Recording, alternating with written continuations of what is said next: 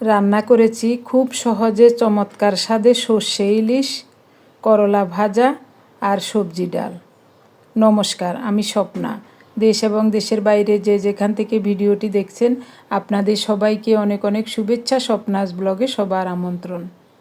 প্রতিদিনের মতো নতুন একটি পর্ব সাজানোর প্রয়াস করছি। আমাদের ঘরোয়া রান্নাবান্না, খাওয়া দাওয়া, এইসব বাস্তব চিত্রগুলি নিয়ে আশা করছি আপনাদের সবার ভালো লাগবে। তাই অনুরোধ রইল, পর্বটি প্রথম থেকে শেষ পর্যন্ত দেখুন। হেলনের ডালে ফোটানো গরম জল দিচ্ছি। ডালগুলো শুকনো খোলায় ভেজে ঠান্ডা হলে খোসা ছাড়িয়ে ঝেড়ে নিয়েছিলাম। এরপর 1 কাপ পরিমাণ ডাল পরিষ্কার করে ধুয়ে সিদ্ধ হতে বসিয়ে দিলাম। ফোটানো গরম জল দেওয়াতে সাথে সাথে বলক এসে গেল। এখন স্বাদমতো লবণ দিয়ে ঢেকে অল্প তাপে রান্না করব। একেবারে চুলার তাপটা কমিয়ে দেব। এদিকে রান্নার জন্য সব সবজিগুলো কেটে ধুয়ে পরিষ্কার করে নিয়েছি। সজনে ডাঁটা, ইলিশ মাছ আর পাঁচমিশালি সবজি কেটে ধুয়ে পরিষ্কার করে নিয়েছি। সর্ষে ইলিশ রান্নার জন্য পাটার উপর নিলাম 2 চা চামচ পরিমাণ সরিষা, অল্প একটু লবণ আর কয়েকটা কাঁচামরিচ। একসাথে সব মিহি করে বেটে নিয়েছি। ইলিশ মাছের পিসগুলো পরিষ্কার করে ধুয়ে জল ঝরিয়ে রেখেছিলাম। মাছগুলো নিয়ে নিলাম। একেবারে সহজ এবং চমৎকার একটি রান্না করব। স্বাদমতো লবণ, 1/2 চা চামচ হলুদ দিয়েছি, সরিষার তেল দেব। লবণটা একটু বুঝে শুনে দিতে হবে, কারণ সরিষা আর কাঁচামরিচ বাটাতে একটু লবণ দিয়েছিলাম, সেই পরিমাণ বুঝে দিয়েছি। এখন বাটা মশলাটা দিয়ে দিলাম।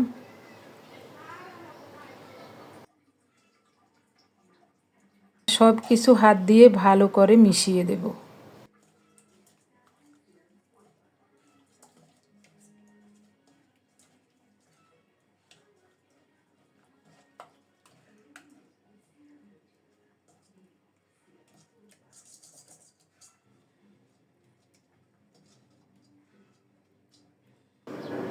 এবার মশলার বাটি ধোয়া জলটা দিয়ে দেব। একটু মাখো মাখো রাখবো, তাই বেশি জল দিলাম না। এদিকে ডালও সিদ্ধ হয়ে গেছে, ভাতও হয়ে গেছে। চুলার তাপটা একেবারেই কম ছিল। ফোটানো গরম জলে ডাল ভাত বসিয়েছিলাম। ভাতের মাড় গেলে নিয়েছি। ডাল সিদ্ধ হয়ে একেবারে গলে গেছে। ডালটা নামিয়ে রেখে এই চুলায় মাখানো সর্ষে ইলিশ বসিয়ে দেব। এটাও একেবারে অল্প তাপে রান্না করব। মনে হচ্ছে আরেকটু জল দিলে ভালো হবে। সিদ্ধ হতেও সময় লাগবে কিছুক্ষণ। আরও একটু জল দিয়ে দিলাম, তবে বেশি জল দিই নাই, একেবারে কম করে দিয়েছি। সর্ষে ইলিশ ওই চুলায় বসিয়ে দিয়েছি। এদিকে ভেজে নিচ্ছি পটল আর করলা। বড় সাইজের একটা করলা ছিল ফ্রিজে। করলাটা মাঝে মাঝে নষ্ট হয়ে গেছে, দেখে শুনে বাকিটা কেটে নিয়েছি। সামান্য হলুদ, লবণ আর একটু চালের গুঁড়ো মিশিয়ে করলা আর পটল মাখিয়ে নিয়েছি। এরপরে তেল গরম হলে তেলে ছেড়ে দিলাম। পটল আর করলা লাল লাল করে ভেজে নেব, তবে পটলগুলো সর্ষে ইলিশের সাথে দিয়ে দেব, তার জন্য লালচে করে ভেজে নিচ্ছি। সাধারণত সর্ষে ইলিশের সাথে কোনো সবজি দেওয়া মানায় না, তো এটা একেবারে আমার নিজস্ব ঘরোয়া রান্না। নিজের মনের মতো করেই রান্না করি, তার জন্যই 2টা পটল লাল লাল করে ভেজে সর্ষে ইলিশের সাথে দিয়ে দেব। আমার মনে হচ্ছে খুব ভালো লাগবে খেতে। অল্প তাপে রান্না হচ্ছে, ঢেকে রান্না করছি। খুব সুন্দর মতো রান্নাটাও হয়ে আসছে। 4 পিস পটল ভাজা দিয়ে দিলাম। 2টা পটল ছিল ফ্রিজে, পটলগুলিও নষ্ট হয়ে যাচ্ছে, তার জন্যই কেটে ভেজে ইলিশের সাথে দিয়ে দিলাম।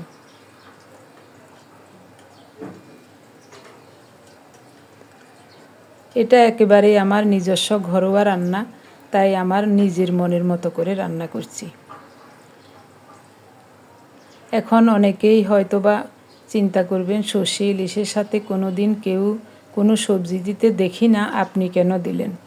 তো এই যে বললাম, আমার নিজের ঘরোয়া রান্নাগুলি আমার নিজের মনের মতোই করি। আপনাদের এইসব দেখে যদি ভালো লাগে, আপনারাও এভাবে করতে পারেন। কোনো সমস্যা হবে না, খেতে খুবই ভালো লাগবে। তবে ঘরে কোনো অতিথি থাকলে না দেওয়াই ভালো, কারণ এক একজন এক এক মন্তব্য করতে পারে। এই তেলেই ফোড়নে দিলাম গোটা জিরা, একটা তেজপাতা, অল্প একটু রাঁধুনি। সবজি ডাল রান্না করব। ডাল তো সিদ্ধ হয়ে গেছে, প্রথমে সবজিগুলো একটু কষিয়ে নেব। ফোড়নটা রেডি হলে সবজিগুলো একে একে দিয়ে দিচ্ছি। কাঁচকলা, ডাঁটা, মিষ্টি কুমড়ো, পেঁপে, গাজর। এক বেলার জন্য রান্না করছি, তাই অল্প করে সবজি কেটেছি।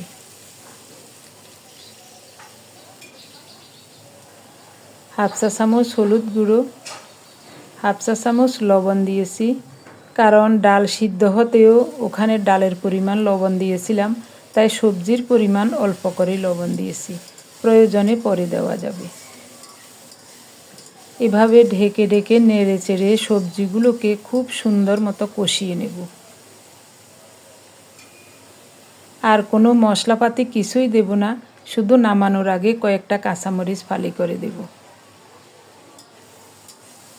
হেলনের ডাল দিয়ে যে কোনো সবজি রান্না করলে যে কোনো রান্না এমনিতেই স্বাদ, অন্য কোনো মশলা দিয়ে স্বাদ করতে হয় না।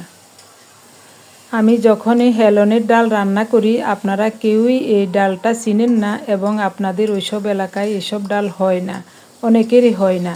তবে আমাদের ফেনী, নোয়াখালী, চট্টগ্রাম অঞ্চলে হেলনের ডালের চাষ হয়। এটাকে আমরা আঞ্চলিক ভাষায় আবার বেলির ডালও বলি। বেলির ডাল, হেলনের ডাল, যার কাছে যেই নাম ভালো লাগে সে সেই নামেই ডাকে। আমার কাছে হেলনের ডালটাই বলতে ভালো লাগে, তাই হেলনের ডাল বলছি। কয়েক টুকরো সজনে ডাঁটা দিয়ে দিলাম। সব মিলিয়ে নেড়েচেড়ে ভালো করে কষিয়ে ঘুটে রাখা হেলনের ডাল দিয়ে দিলাম। হেলনের ডালগুলো সিদ্ধ হয়ে একেবারে গলে গিয়েছিল, তো একটু ঘুটনি দিয়ে ঘুটে দিয়েছি। পরিমাণ মতো ঝোল দিয়ে দিলাম। এবার ঢেকে রান্না করব। আপনি যদি এই প্রথম আমাদের ভিডিওটি দেখে থাকেন, সম্পূর্ণ পর্বটি দেখার পর যদি একটুও ভালো লাগে, আমার অনুরোধ রইল চ্যানেলটি সাবস্ক্রাইব করে আপনার মূল্যবান মন্তব্যটি লিখে জানাবেন। ফেসবুক থেকে ভিডিওটি দেখে থাকলে পেজটি ফলো, লাইক, শেয়ার করে আপনার মূল্যবান মন্তব্যটি লিখে জানাবেন। যে কোনো গঠনমূলক মন্তব্য করতে পারেন, কোনো সমস্যা নাই। আমি আপনাদের সকল মন্তব্যের উত্তর দেব। 4-5 মিনিট ঢেকে রান্না করার পর সব সবজিগুলো সিদ্ধ হয়ে গেছে। এখন 5-6টা কাঁচামরিচ ফালি করে দিয়ে দিলাম। ভালো করে নেড়ে চেড়ে আরও 2-1 মিনিট রান্না করেছি। চুলাটা অফ করে দিয়েছি। এখন নামাবো। খুব সহজে চমৎকার স্বাদে অল্প তেল মশলা হয়ে গেল দারুণ একটা স্বাস্থ্যকর রান্না। এটা দেখতে যেমন সুন্দর লাগছে, খেতেও তেমনি চমৎকার লাগবে, কারণ এই হেলনের ডাল এমনিতেই স্বাদ। মাছের মাথা দিয়ে রান্না করা যায়, সবজি দিয়ে আজ যেভাবে রান্না করেছি এভাবে রান্না করা যায়, শুধু শুধু রান্না করা যায়, আবার শুটকি দিয়ে রান্না করা যায়। যেভাবেই রান্না করা হোক, এই ডালটা খুবই চমৎকার লাগে খেতে। এরকম চমৎকার সুস্বাদু একটা ডাল কী কারণে জানি সব জায়গায় পাওয়া যায় না, এটাই বুঝি না। যেমন মুসুরের ডাল, খেসারির ডাল, কলাইয়ের ডাল, এগুলি সব জায়গায় পাওয়া যায়, কিন্তু হেলনের ডালটা কোথাও পাওয়া যায় না। আগে জানতাম বুঝি সব জায়গায় এই ডালের চাষ হয়, সব জায়গায় পাওয়া যায়। এখন ইউটিউব এবং ফেসবুকের কল্যাণে আমাদের ঘরোয়া রান্নাবান্নাগুলি আপনাদের সাথে শেয়ার করছি, তাই দেখে আপনারা সবাই বিভিন্ন ধরনের মন্তব্য করছেন, আপনাদের মনের কথাগুলো জানতে পারছি।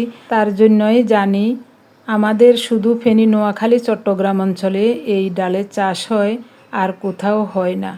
আমার ভিডিও তো অনেক দেশের মানুষে দেখেন, সবাই বলছেন যে আমাদের এদিকে তো এই ধরনের ডাল নাই, এটা খেতে কেমন, দেখতে কেমন, কিভাবে চাষ হয়, কোথায় পাওয়া যায়, বিভিন্ন ধরনের প্রশ্ন করেন আপনারা।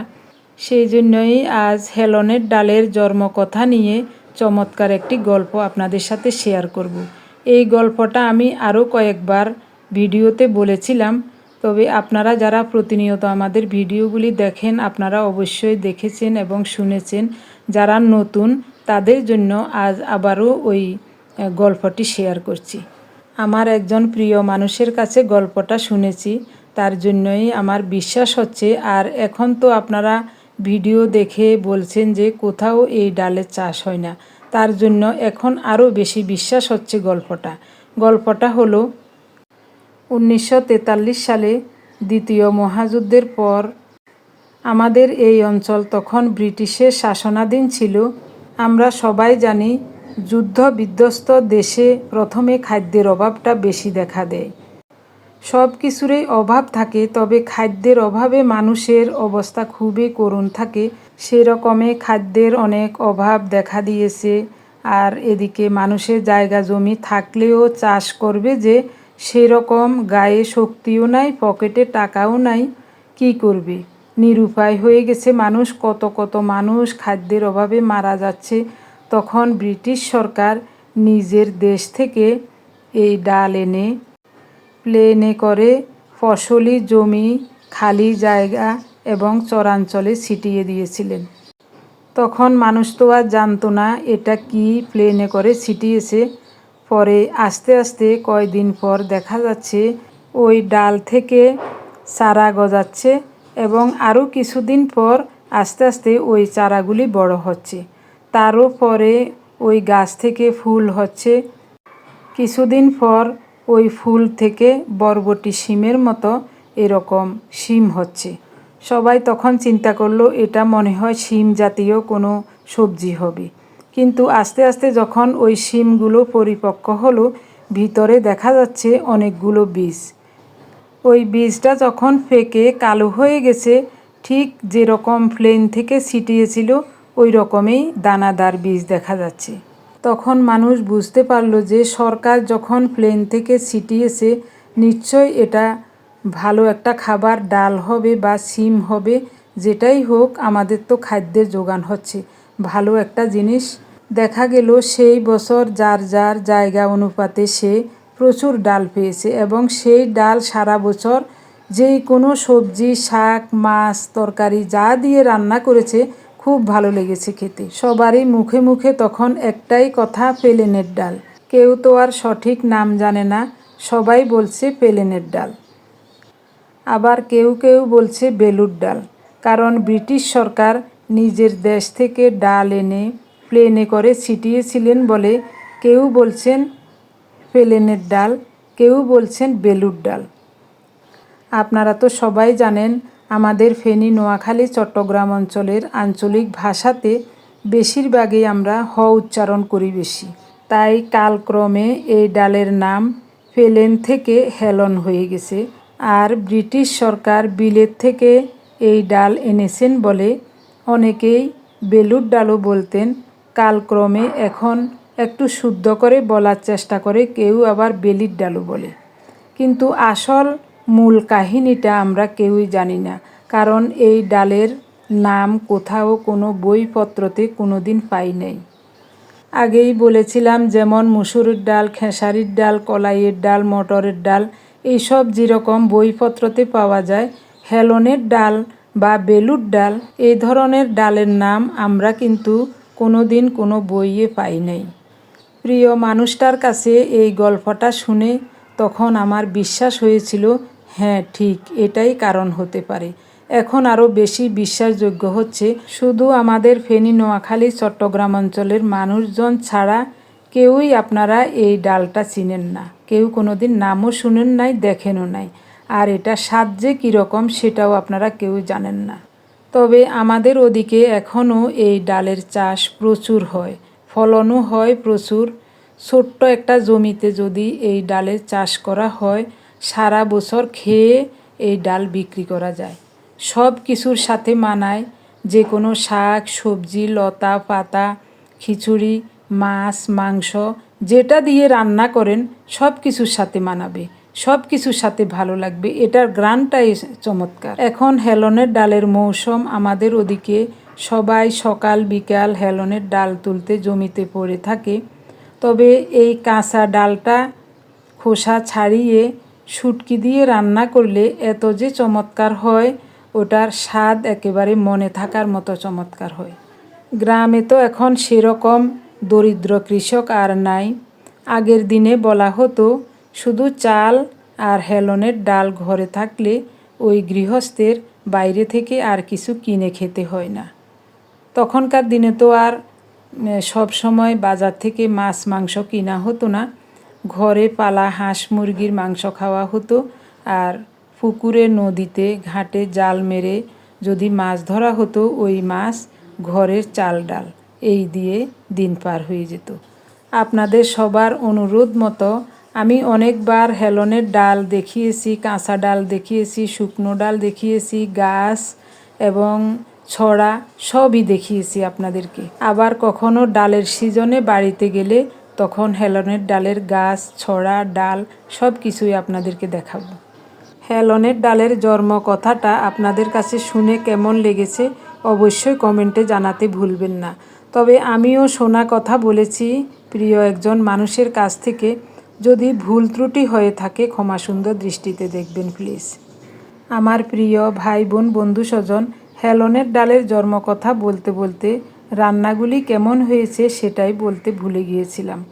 তবে অবশ্যই আমাদের খাওয়া দাওয়া দেখে বুঝতে পেরেছেন রান্নাগুলি কেমন হতে পারে। রান্নাগুলি আসলে খুবই চমৎকার হয়েছে। যেমন হয়েছে সর্ষে ইলিশ, তেমনি হয়েছে সবজি ডাল। সবজি দিয়ে হেলনের ডাল রান্না করলাম, কি চমৎকার। আরও একটু ভাত নেব। এতক্ষণ পর্যন্ত ভিডিওটি দেখার জন্য আপনাদের সবাইকে জানাই অজস্র অজস্র ধন্যবাদ, অভিনন্দন এবং কৃতজ্ঞতা।